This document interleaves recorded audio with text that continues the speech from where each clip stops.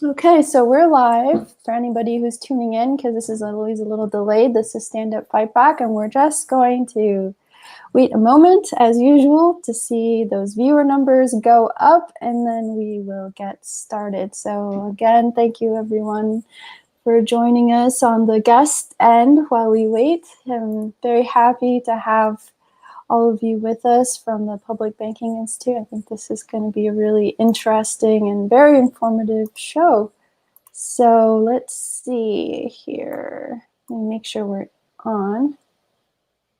Okay, yeah, we are. Oh, here we are. Okay, perfect. All right, so why don't we get started? All right, so everyone, thank you viewers for tuning in. Good morning. It's Sunday. Oof. It's the first day of spring, I think. And it's looking kind of like a spring day out there. It's sunny here in California and Los Angeles. So I hope wherever you're watching that it's also sunny and spring-like there. Well, you're watching Stand Up Fight Back, where we discuss strategy and analysis for the progressive movement. We simulcast on Facebook and YouTube, so please share us with your friends, your family, your neighbors, you know, your weed dealer, whoever, because we want everybody to watch.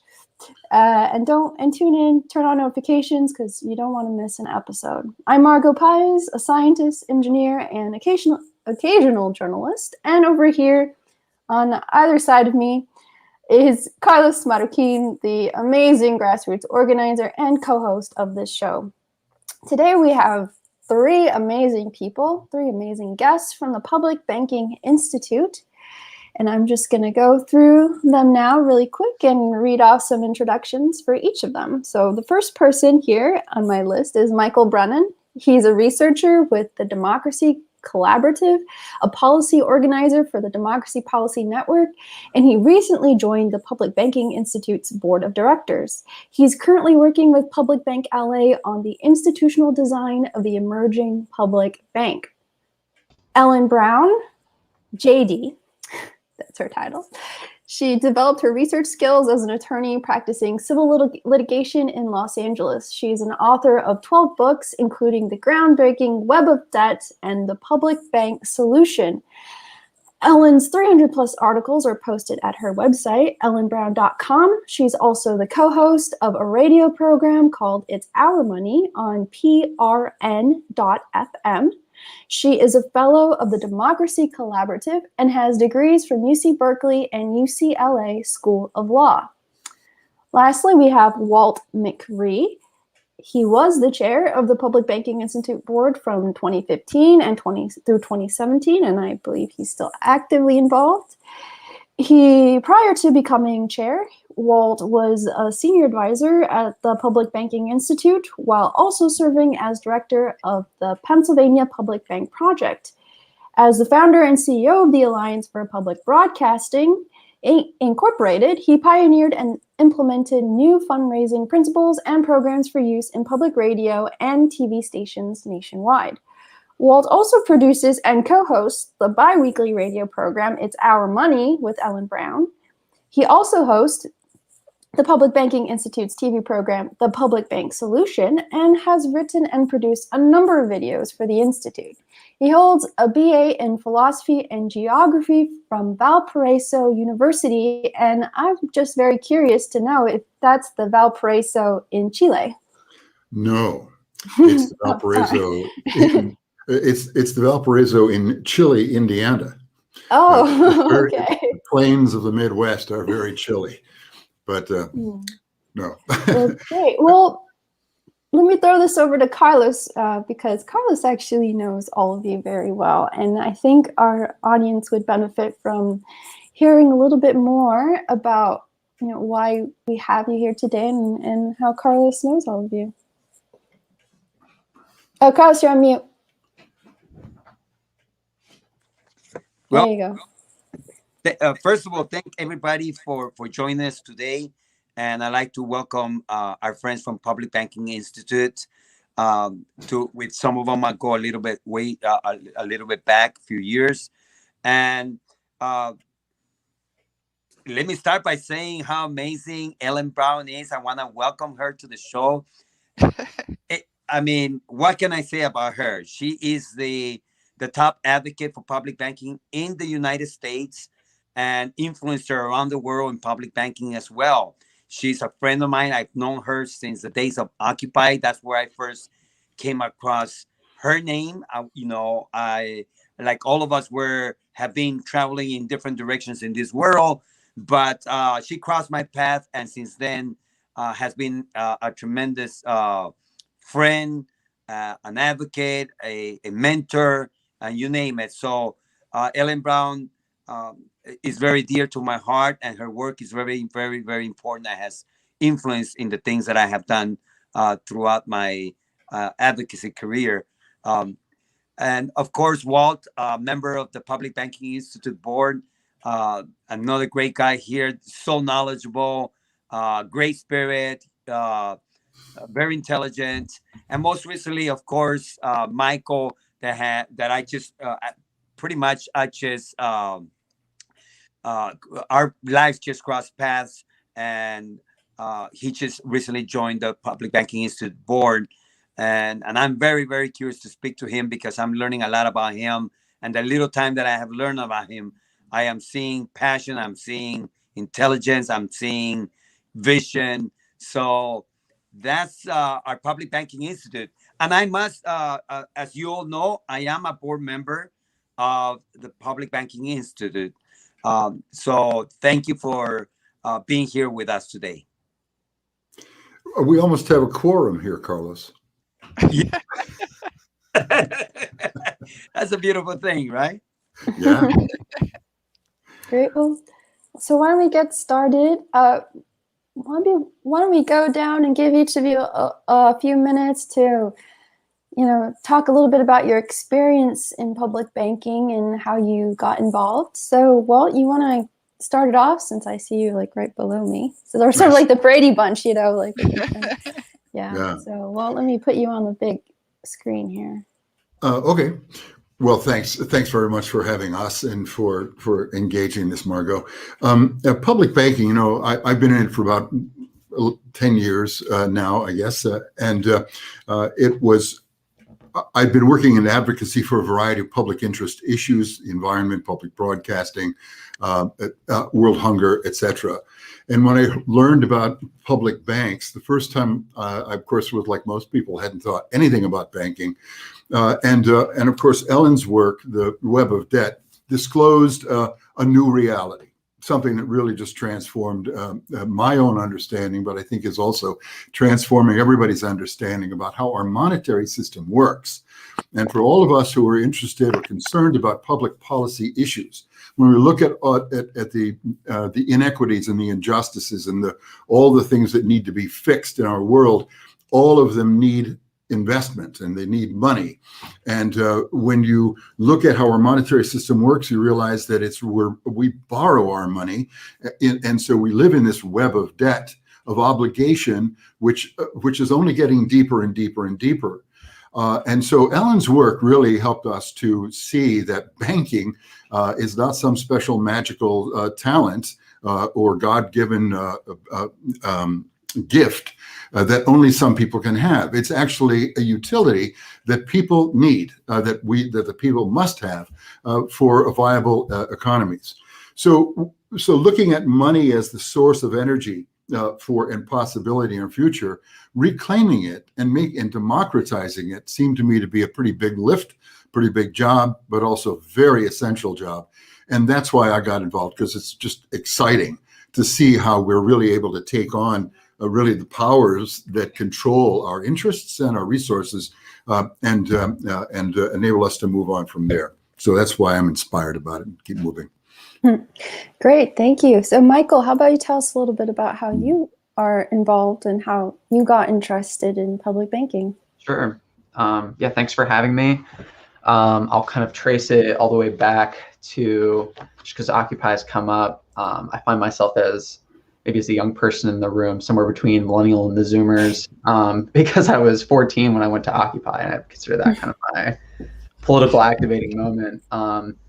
And yeah, when I got to college, I was a freshman during the first Bernie Sanders campaign, and then that's kind of how I started organizing with folks.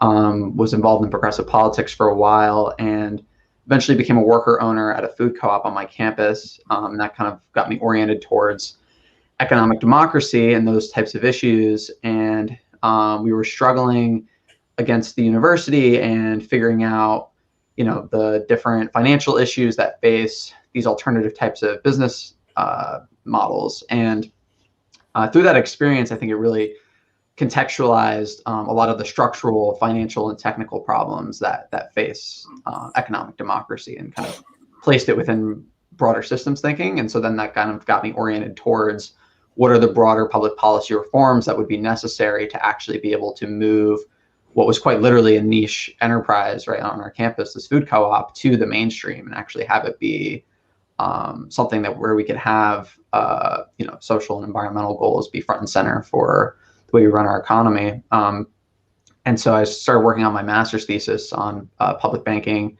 So I got involved with the Public Banking Institute, started attending their calls and learning from folks and just hearing what the movement was doing across the country. I published a policy kit on state and local public banking for people who are doing policy organizing around this, in terms of what are the policy steps that you need to take.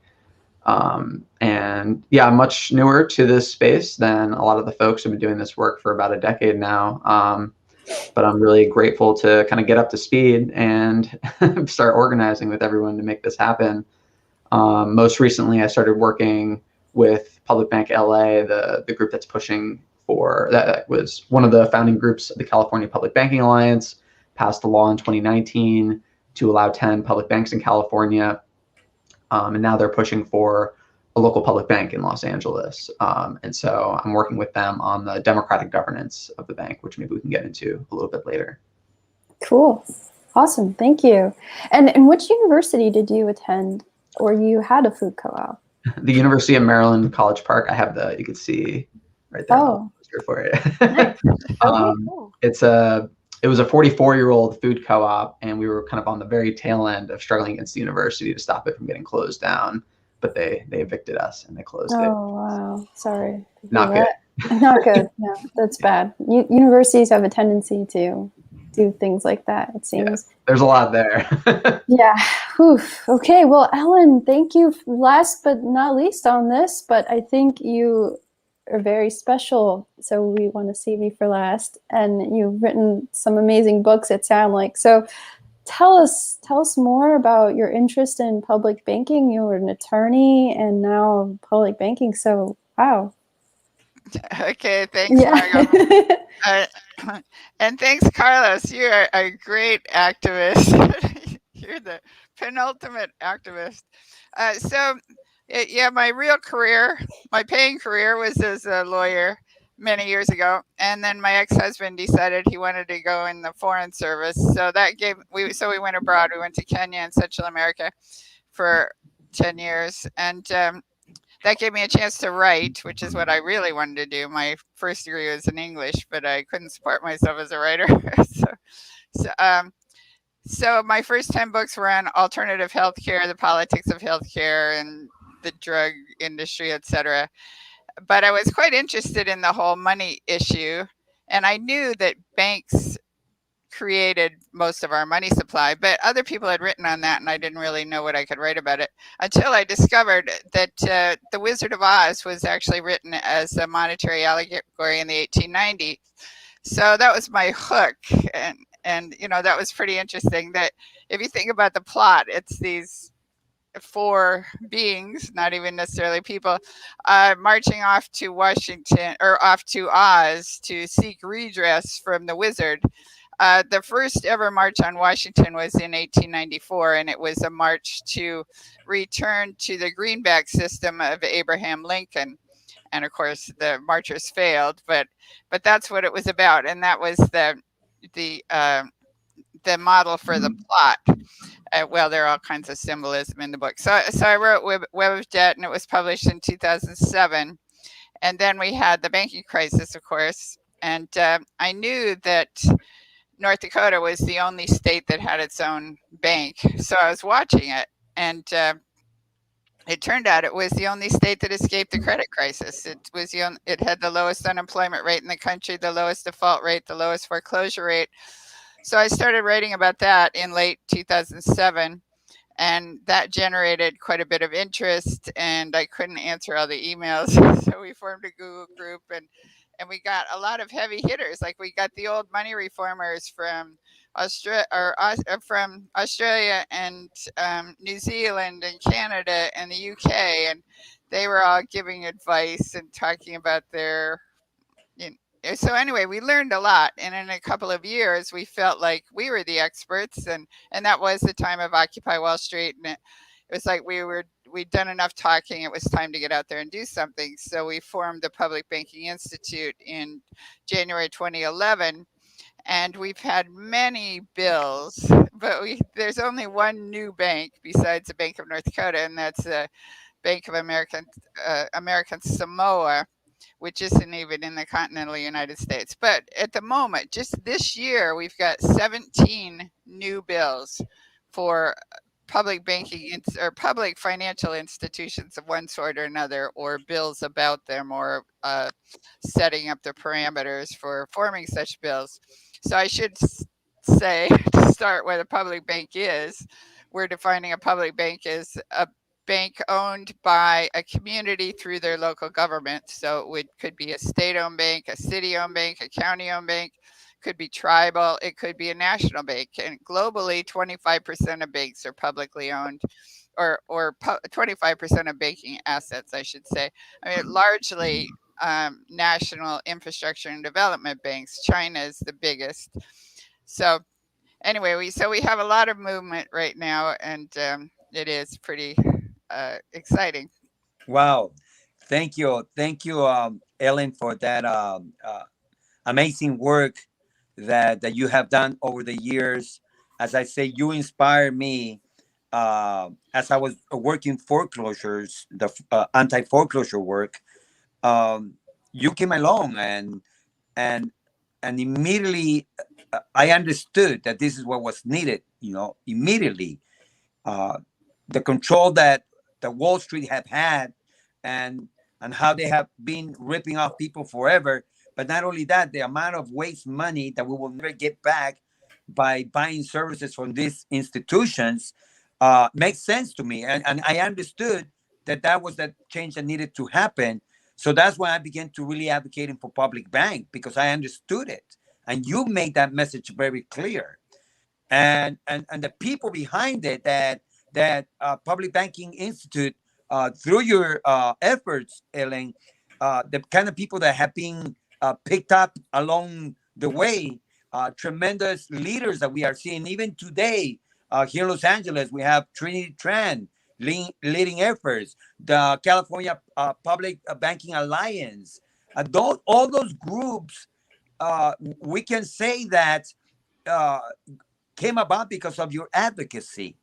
So I know that you don't like to give credit to yourself, but uh, we can do that because we see it.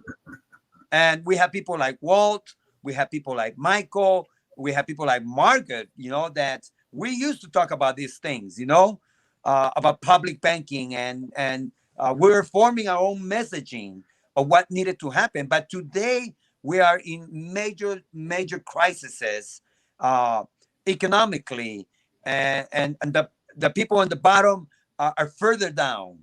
There is no further down that people can go, because most, uh, we without resources, we don't see changes. So I think that this is the time that we are seeing public banking come to really, it's time. So I like to ask a question to any of you. um, what with the pandemic fully going, affecting and harming millions of people, countries, cities, is public banking uh, solution today? Definitely part of the solution. I don't know who wants to take it, but yeah, I would agree.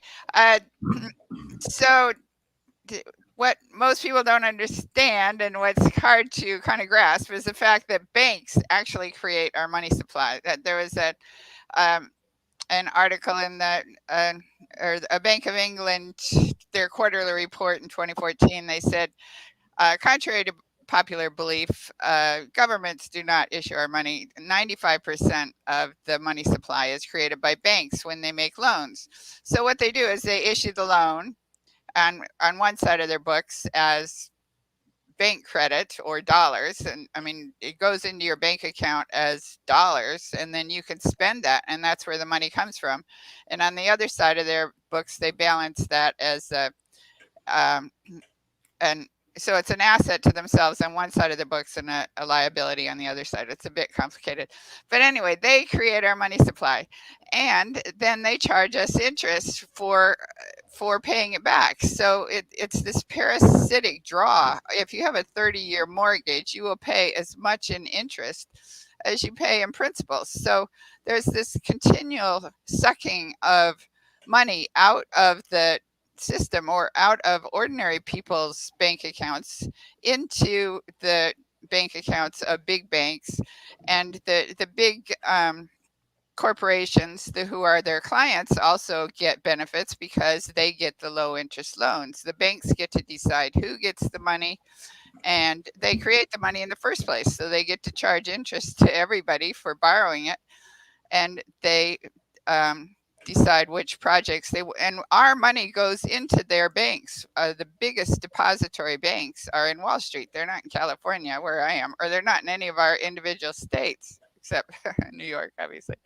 And they determine what they invest in. They're investing our deposits. They're leveraging our funds, their capital. So if we have our own local banks, we can first of all determine where the credit goes, but also we have the perks of being a bank, which include the two that I see that are really advantageous are that they can leverage their capital 10 to 1. So if you have a revolving fund, which most local governments have, they have these revolving funds where they lend out money, and when it comes back, they lend it out again. So, for example, California has the California Infrastructure and Development Bank. It's got a capital base of $300 million.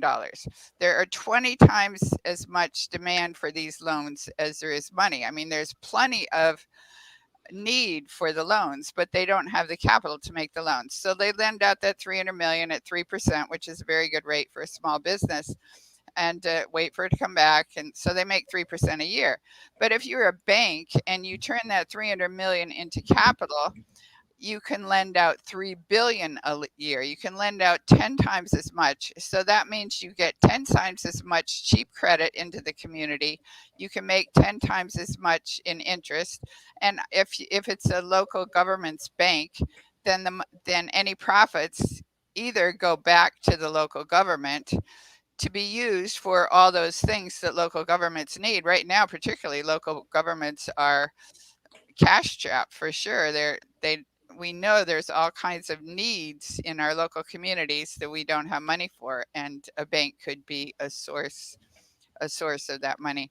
We do have some, well, I guess I'll stop there. So those are some of the benefits we could get out of having our own bank and redirecting the credit into our own local communities. If I may, I would add to that, the communities are cash strapped. The banks are cash rich.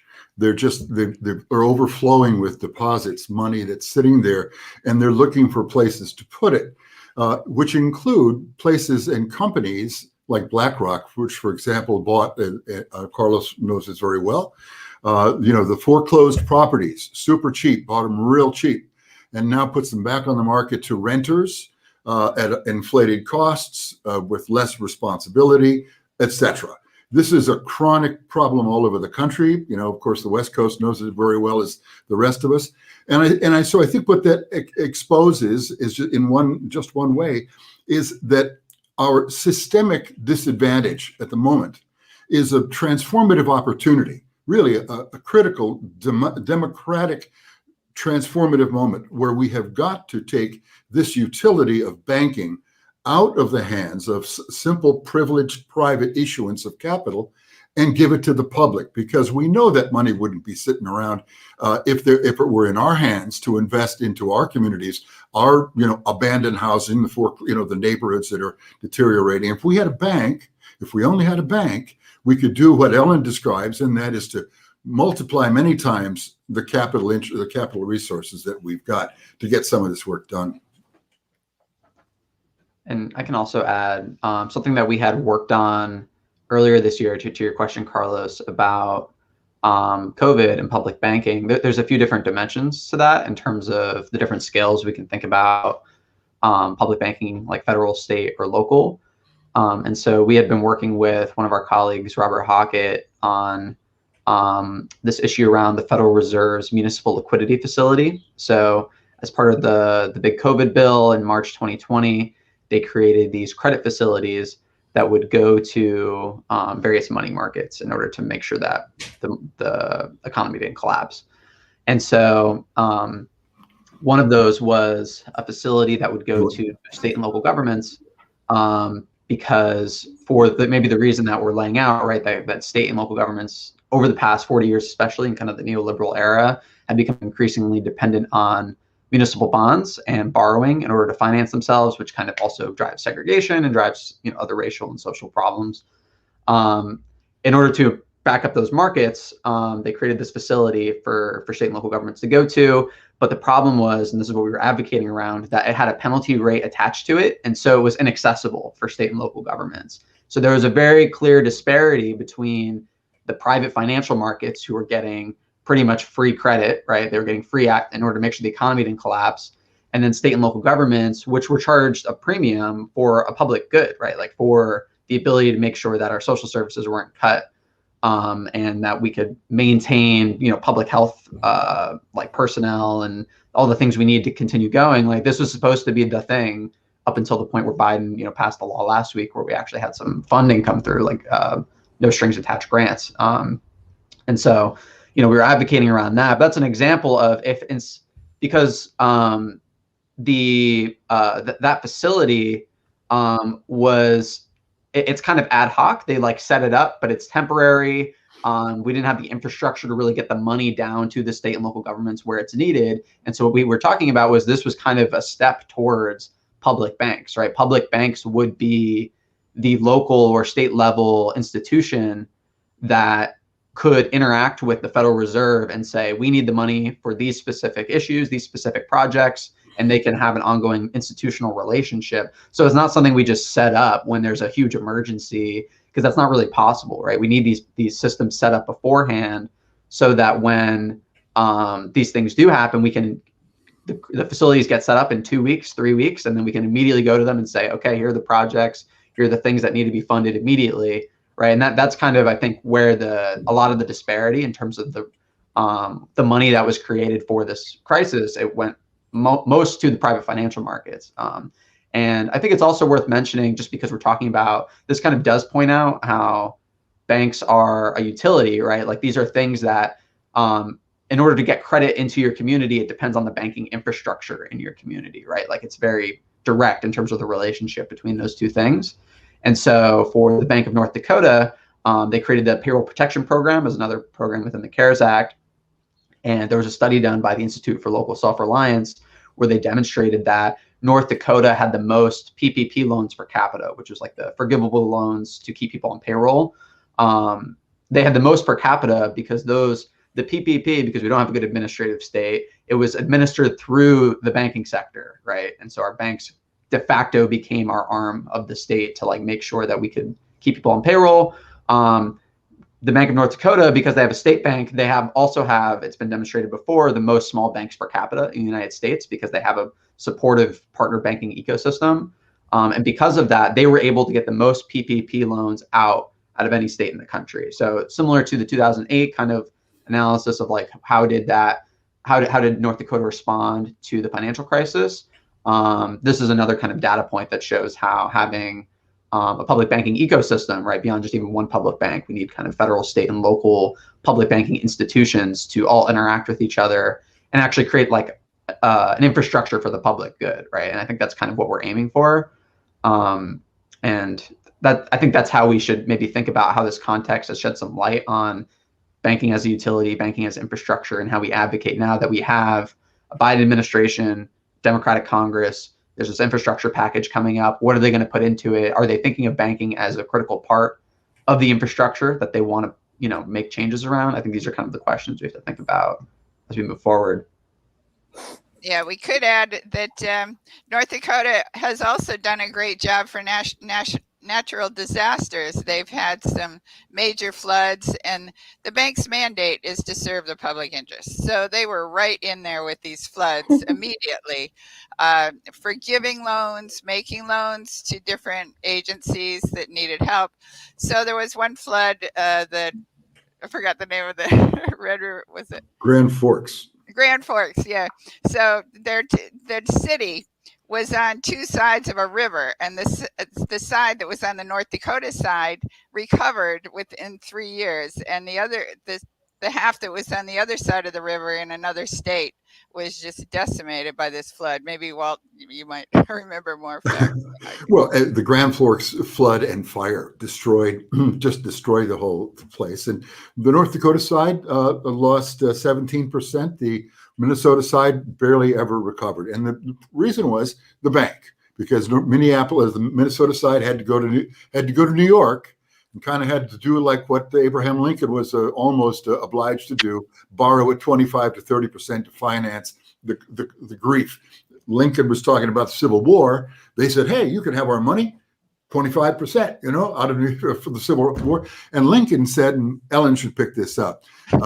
Lincoln said, he was reminded by one of his cabinet members that we have a sovereign right as people we issue our money. There is no scarcity. So greenbacks, Ellen, you mentioned it before, and I think it wouldn't be bad to refresh memory the memory of that.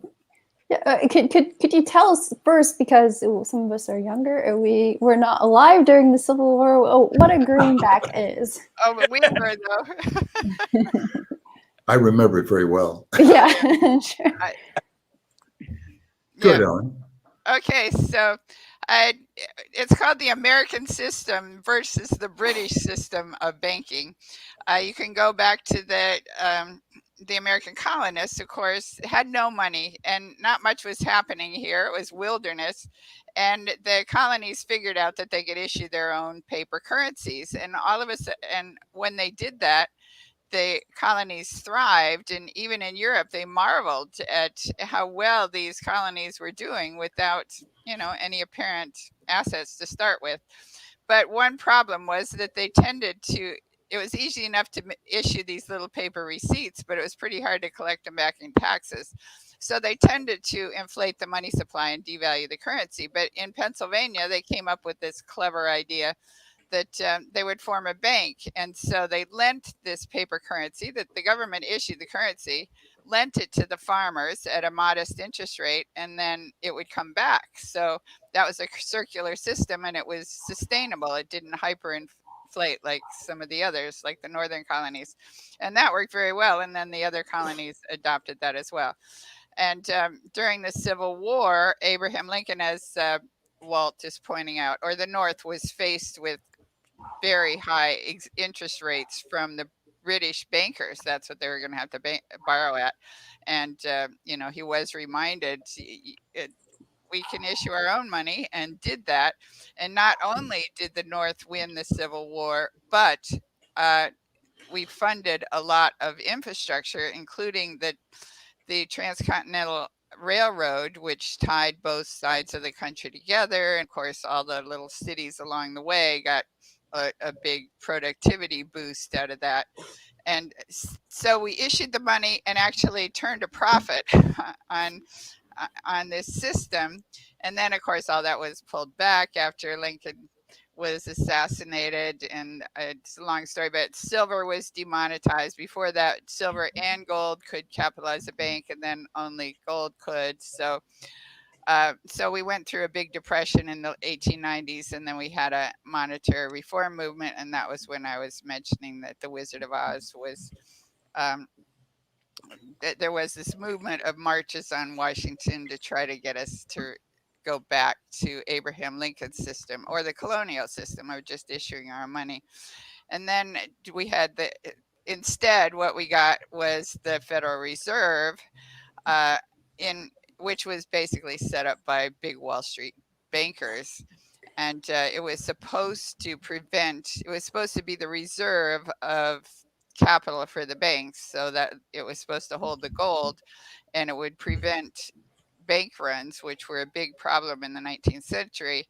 But instead, we had the biggest bank run ever in the early 1929, early 1930s. And that's when Roosevelt came along and took the dollar off the gold standard, but also set up the Reconstruction Finance Corporation, which was a public banking institution that mobilized the credit of the country and basically rebuilt the country. So over the period of 25 years that the Reconstruction Finance Corporation was in existence, we rebuilt the country and funded America's participation in World War II. And at the end of that, the bank actually turned a profit. So we rebuilt the country and turned a profit at the same time with this rather amazing banking institution that was really just a credit generator, which is what banks are. So one bill, we had 3 federal bills last year that were newly introduced. There was the postal banking bill, the public banking bill, and the National Infrastructure Bank bill, which is for a bank modeled on Roosevelt's Reconstruction Finance Corporation. And we, of course, think all 3 of those are a great idea. So, Ellen, before we go into these bills, I want to just touch back or ask you a few questions about what you just brought up, because you brought up a lot of stuff here, and it's all really important. So, one of my first questions is the role. I would like to hear a little bit more about the role of the Federal Reserve, because I think a lot of people have at least heard of the Federal Reserve, but don't necessarily understand the role that it plays. And you mentioned that it was set up by Wall Street bankers, but it is under the government's control, and it is supposed to play a central role in the monetary system in the United States. So why is it, maybe tell us a little bit more about it, but also why it is that your thesis earlier is that the private banks are the ones that create the money, but why are the private banks and not the Federal Reserve the ones creating the money? So please. Yeah. William Jennings Bryan was actually the populist candidate in the 1890s, and then in the early 1900s, he represented that same interest. And he was the opposition in Congress to this bill, which was originally had the name of a big banker on it, and they changed it to the Federal Reserve Act to make it seem more innocuous. But he said he totally opposed. He said no way was he going to endorse a bill that gave the power to create the national money supply to big private banks. But they came out with the Federal Reserve Act. It was all done in secret, and you can read about it. It was a big conspiracy in itself, because they didn't want people to know who was really behind it. It was basically Rockefeller and J.P. Morgan, but those 2 interests working together rather than competing for once. And it was so obscurely worded that it wasn't obvious at the time that it was actually the banks that would be creating the money, not the federal government. And William Jennings Bryan endorsed it, and he said, at last, the people will be issuing their own money, which was not true.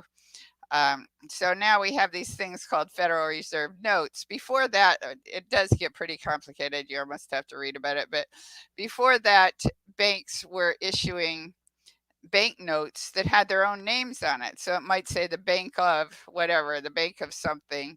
And what it represented was a gold note. Like you could take that note to the bank and cash it in for gold. So it was a promissory note. Note was short for promissory note. And the problem was that they didn't have the gold. So I read somewhere that every 6 years on average we had a major bank run in the 19th century, because people would figure out that their bank did not have the gold, and they'd all rush and try to collect the money at the same time, and then the bank would have to go bankrupt because it couldn't redeem the notes. So then we had a major bank run in 1906, and that was the excuse. There is some evidence that it was actually J.P. Morgan that triggered the bank run, but anyway, that was their excuse for setting up the Federal Reserve, which would supposedly back the banks. And instead of issuing their own notes, they the money supply, the national money supply, were Federal Reserve notes, and the Fed was responsible for clearing checks between the banks. So if you wanted to integrate with this banking system, if you wanted to be able to write checks that could be cashed in another bank, you would have to go through the Federal Reserve system. And, you know, with that part is we do need some sort of clearinghouse, but we would ideally it might be the Treasury that was actually issuing the money instead of the Federal Reserve, because the Federal Reserve now is going back to the 1970s, 1980s. In 1981, I think it was, the Basel Committee was set up, where you have the Bank for International Settlements, which is considered the bankers' bank, and or it's the central bankers' bank. Anyway, so now you have all the central banks working together as a sort of independent foreign system, and they're not really working for us. Well, I won't try to get into all that, but anybody else want to jump in? I'd like to ask a question to Walt. We have, for example, some of the major things that are in front of us, and money is going to be a problem. Climate change.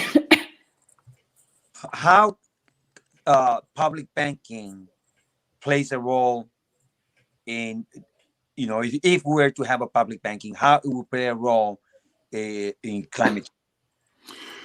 Well, a bank, I'm sure there are a lot of ways to answer that, but, you know, bank is a utility and it's a functionary, it's a franchise for creating credit. And so whoever issues the credit can issue it for whatever purposes and whatever the reasons they have. So if the public interest includes mitigation of climate issues or other injustices or inequities or whatever it is, if the bank has that mission, it can create the credit into that sphere. So, for example, green energy, you know, creating new industries around that would be one such investment. Or you know, electrifying transit systems. I mean, there are a whole long list of needs that will help us adjust to a fossil fuel orchestration or ecosystem.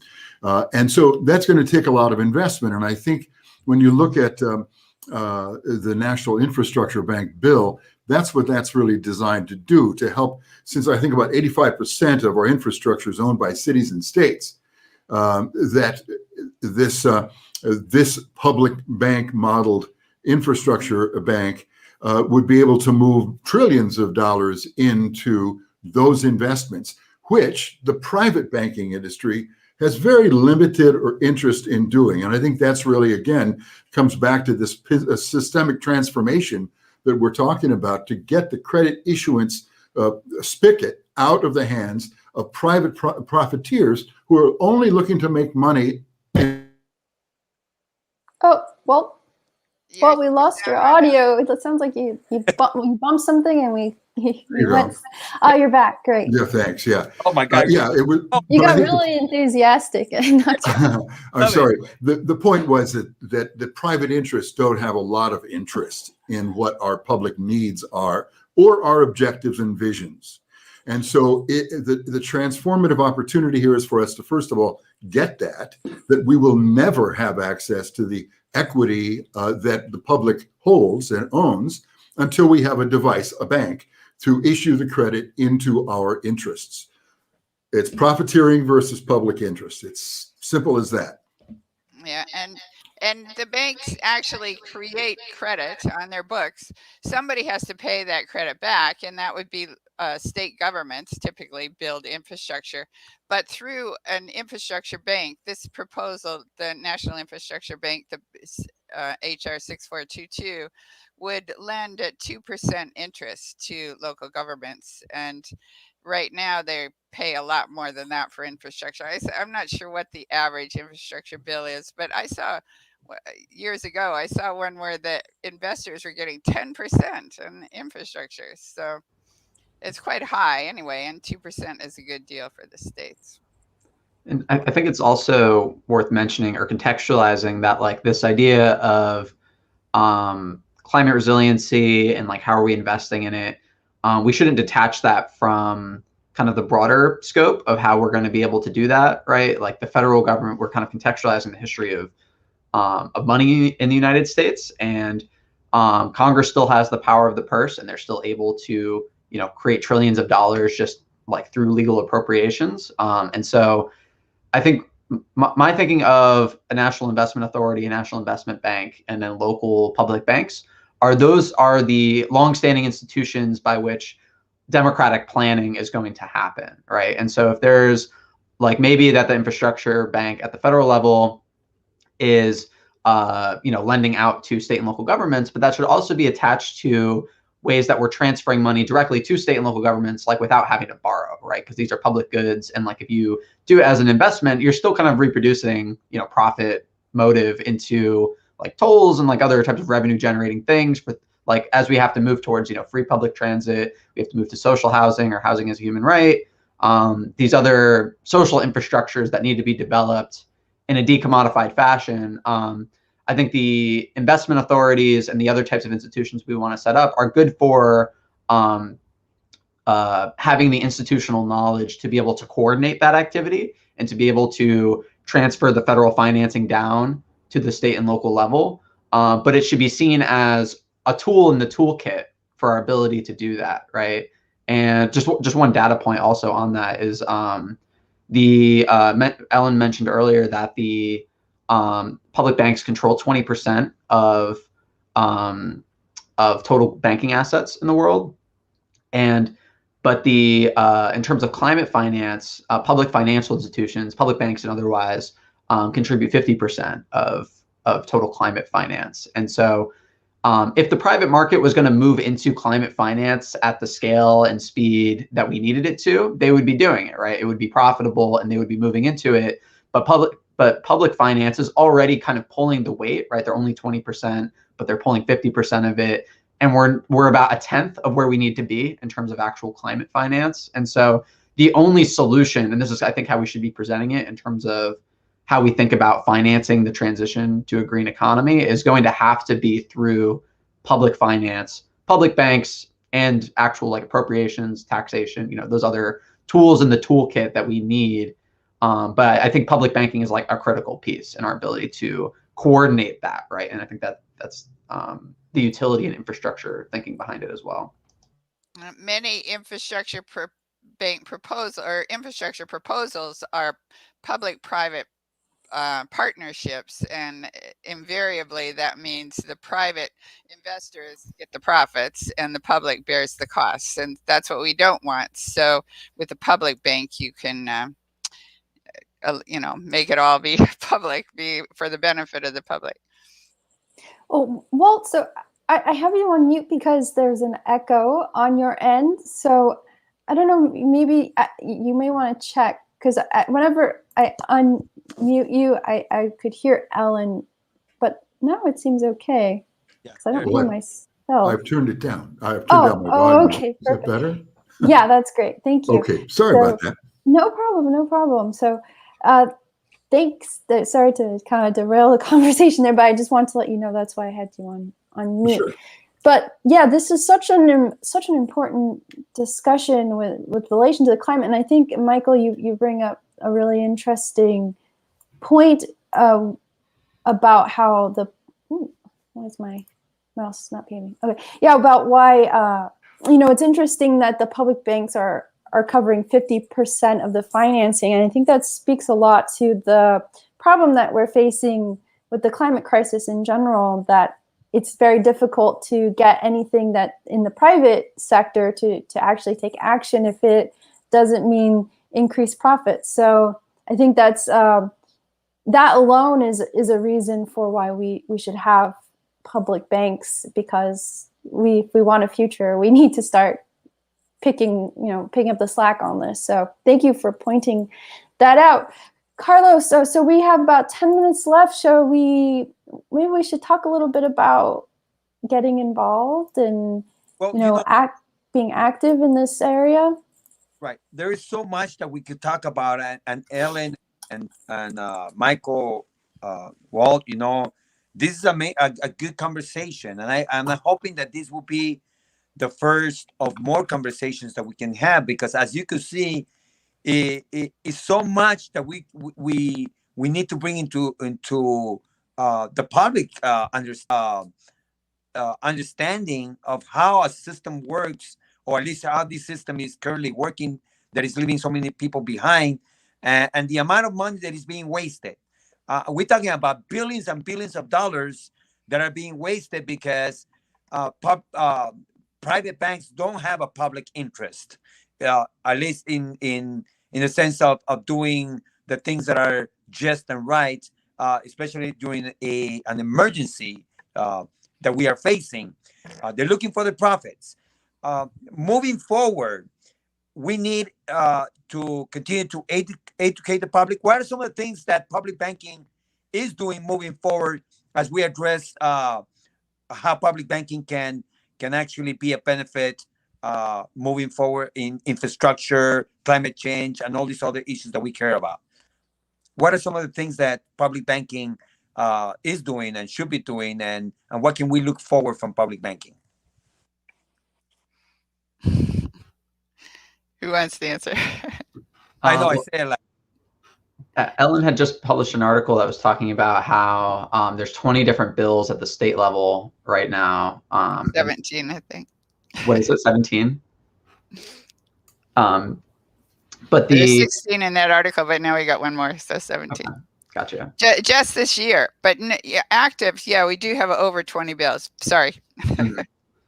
And I think it's interesting talking to folks who are like public banking academics who think about, or from like, I'm thinking of Tom Marwa, for example, who's an advisory board member, and he talks about how there's public banks all over the world, but in the United States, it's interesting because we're in like a very specific context, post-Occupy, like we're in the Black Lives Matter context, and like we have much more of a public banking movement than other places, right? They're in like Europe, Asia, where they have public banks. It's just kind of naturalized and normalized as this is just kind of part of the banking infrastructure, maybe even similar to the way the Federal Reserve is kind of naturalized in the United States.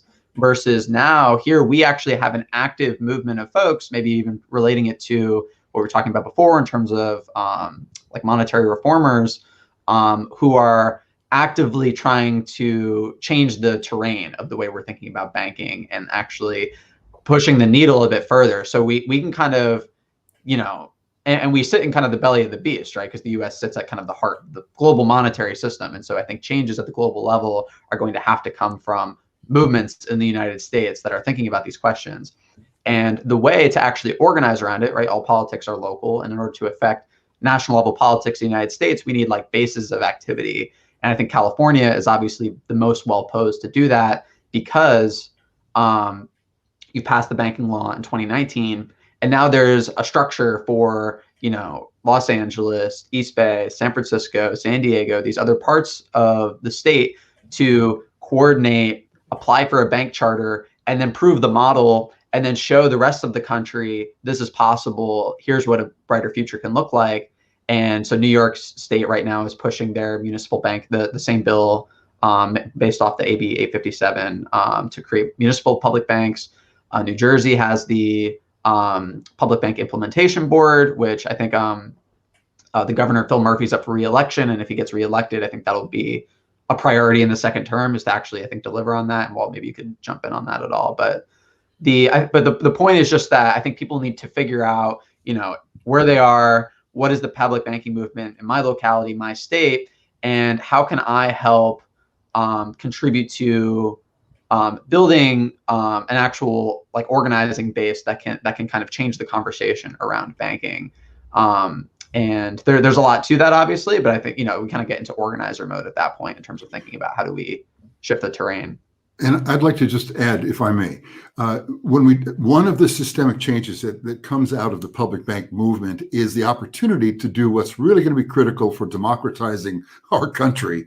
And that is that the siloed interests, all of our special respective interests, can be conjoined. We can conjoin and must really join together around creating public banks, because we know that our public policy is not going to be successful for the people's interest until we have the money to drive it and to enable our public policy. So public banking, I think, represents a good nexus in which other organizations, other issues, hunger, rights of all varieties, can gather and say, look, let's get a bank, let's start prioritizing what our public policies need to be and get on with funding them. I would just throw in, I should have mentioned before, the Chinese are doing it. I mean, they already know that they can just issue the credit, build the thing, and pay it back with the proceeds from the loan. And with the Belt and Road Initiative, they are doing this all over the world. So there's a model for us. We actually originated this idea of it just issuing the money, building the thing, and paying it back with the proceeds. And we should be doing it again. But there's a model that shows how well it actually works or can work, as well as Germany and other places that do have strong public banking systems in the Western economies. Right. So no matter which way we move forward, we know that we're going to have to come together. The public banking movement is growing. It's going to continue to grow. It's going to take more and more life.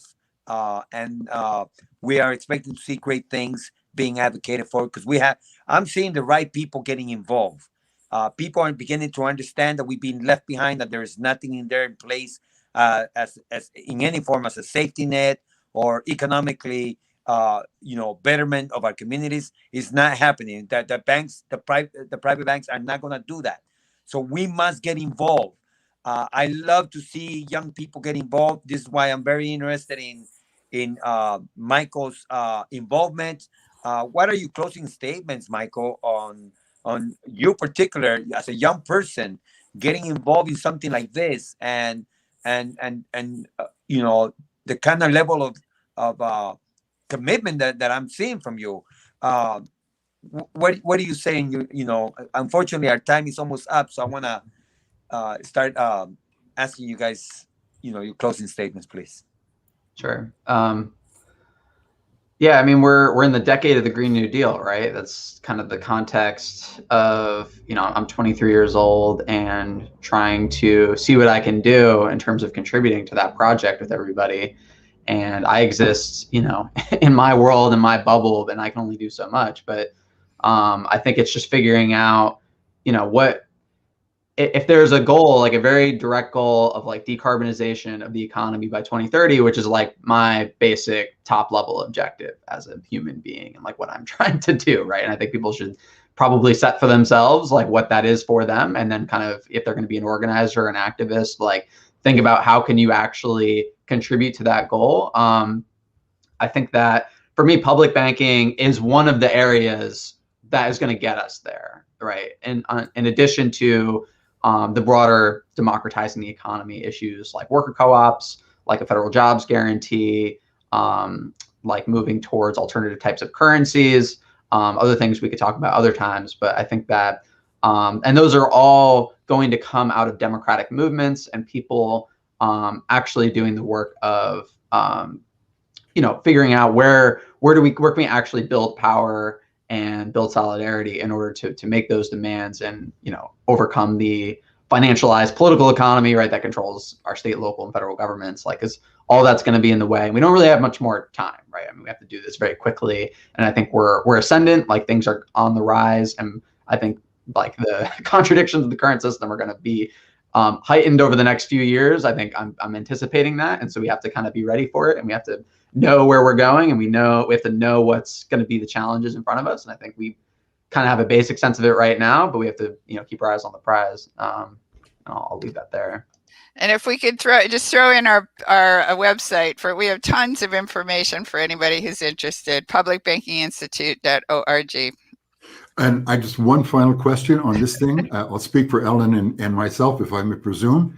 50 years ago, when we were frontline activists around the war and civil rights and all that stuff, the age of Aquarius was talked about in song. And it so happens that, and I'm not an astrologist, but this is actually the time when the sufficiency, harmony in the world can be realized. It's now or never, I think, guys.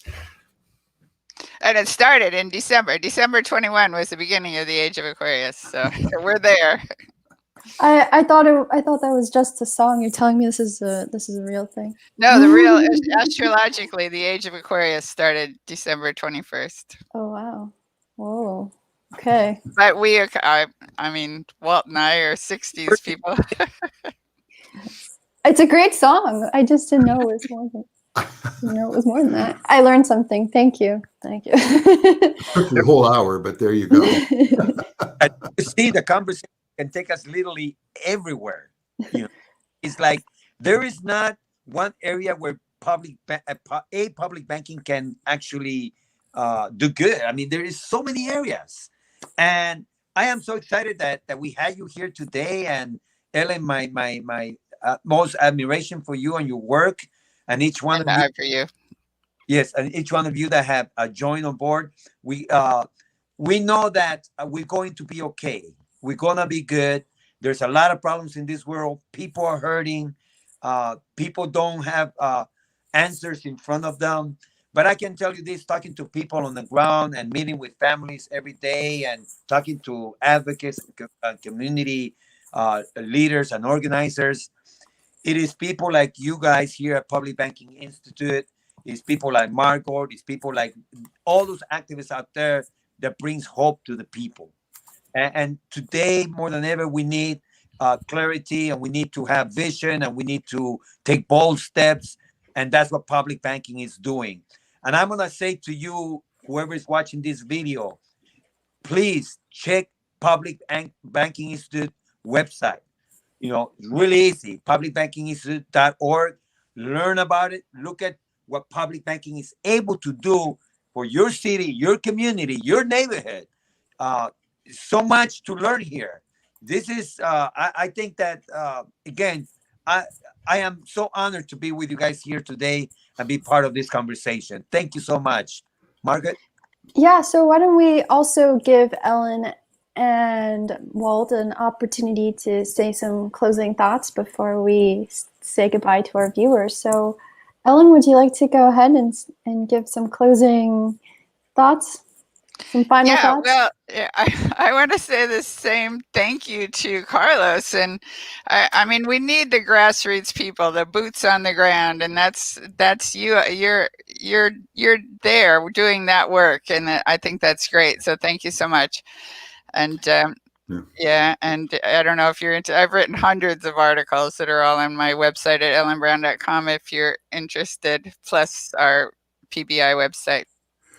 And final comment I would just say is that, we talk about a regenerative economy, an economy that is worthy of our affection, where our money can express where our money is the relationship between us. And so our commitments to each other should be reflected in not only our policy, but in the resources that we have. So that's what we have before us to create at this time. We're in that moment of rich development and possibility. Yeah, I might just add one more thing.